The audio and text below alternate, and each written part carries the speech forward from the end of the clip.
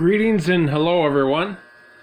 This is Bob from Bob's Marks Train, and another one in the series of repairing your Marks Train's accessories.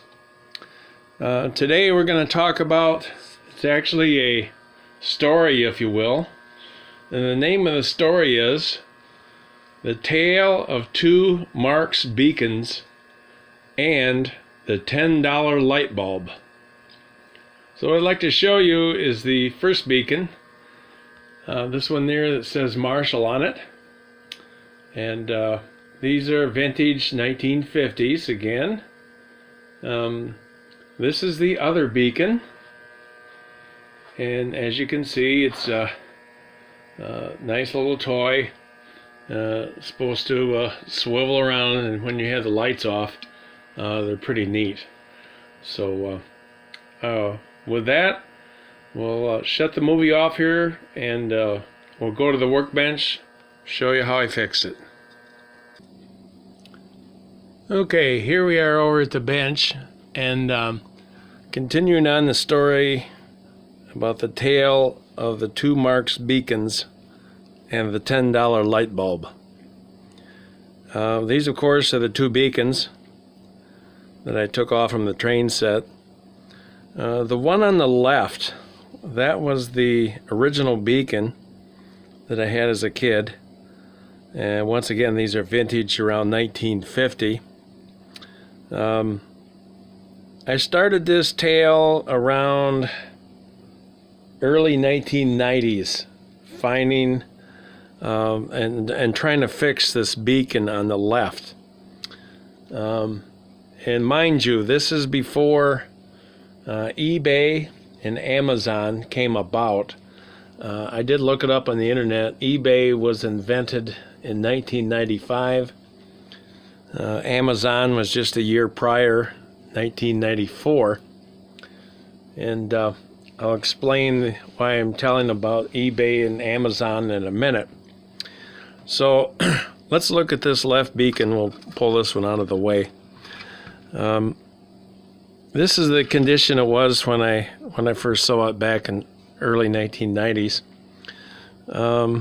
This, of course, is the beacon top, and when I got it out of a cardboard box, this was in parts. The top was broken, so I managed to. This is just some real light, almost like aluminum foil. This thing is very light, so it doesn't take much to break it. I was able to reform it the best I could, and then I hot melded the lenses on the side. So when I got it out, I looked at something very curious on the inside of it, and I'll try to show you with a light here. Inside this, there is a needle. And I'll try to get this light on here so you can see it. It looks black, and there you can see it. In the middle of that, there's a needle. Imagine this as a plaything when you're a kid, before Consumer Product Safety Commission. A kid poking yourself with a needle, but I'm sure it wouldn't pass today's inspection for toys. So part of the tale is I'm looking at this needle, and I'm thinking, wait a minute, if I put a regular light bulb in there, the beacon's not going to work.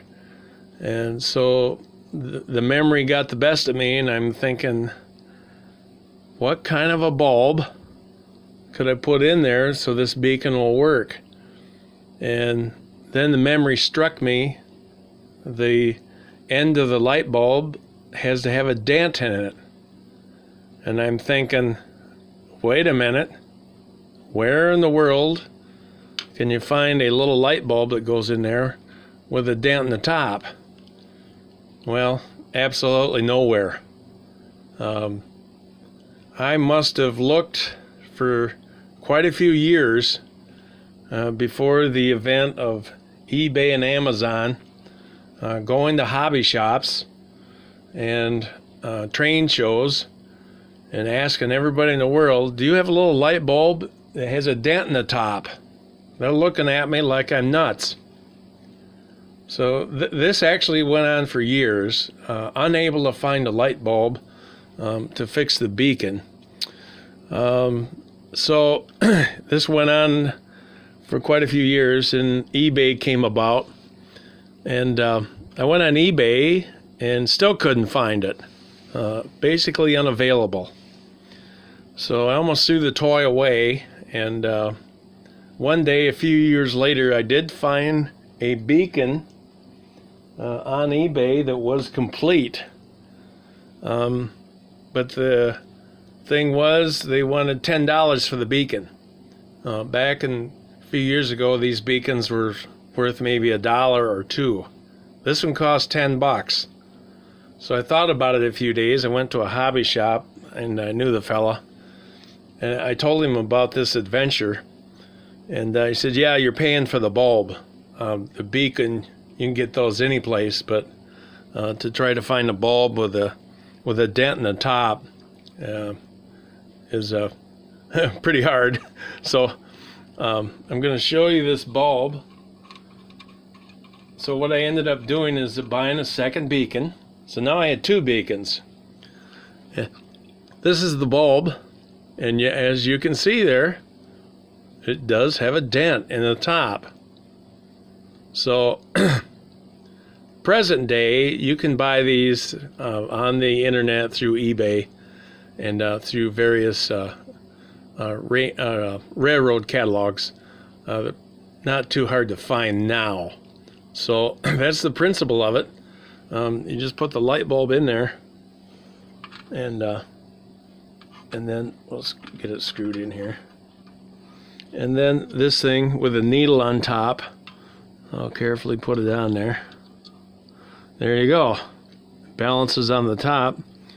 Now the idea that Marx had was the heat from the light bulb. As you'll notice, I painstakingly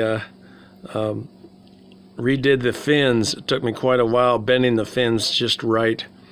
The idea was the heat of the bulb will naturally make this thing turn when you plug the beacon in. In reality, it doesn't work very well. What I would suggest, and I did this at one time, I bought a real mini fan, or a small fan, and it created just a light amount of air, and made the beacon turn. So after I got the $10 light bulb, I was a happy man. So that's what fixed it. So then I'm thinking, I got this other beacon where I robbed the $10 light bulb to fix the other one. So same predicament. I didn't want to buy another $10 light bulb. So what I did, I simply painted I think this is a 7 or 10 watt. Screwed that in there, painted. And then I got real inventive. One day I got the idea. I went to a Target department store, and I bought myself in the bathroom department a tumbler, a frosted tumbler.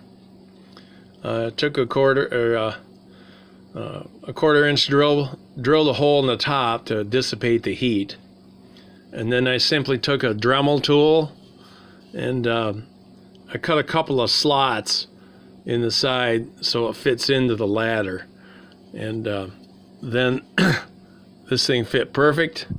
I measured the diameter before I went to the store, and it fit in there nicely.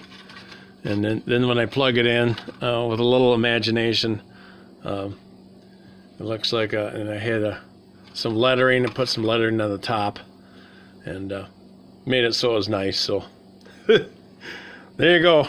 That's the story about the tale about the 2 Marx beacons and the $10 light bulb. So I might also add, I in prior videos, I mentioned this particular catalog, the Robert Grossman Company. I did find he also sells beacons.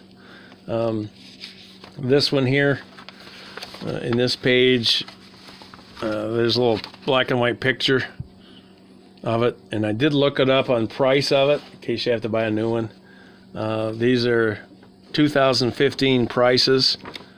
Price on the Beacon was $10.50. So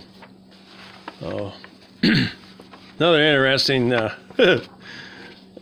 event on Mark's trains and their accessories, and so watch out for that. If you see a dented light bulb and you're a Mark's fan, buy it if it's less than $10.50. So anyway, enjoy the hobby, and we'll see you again soon.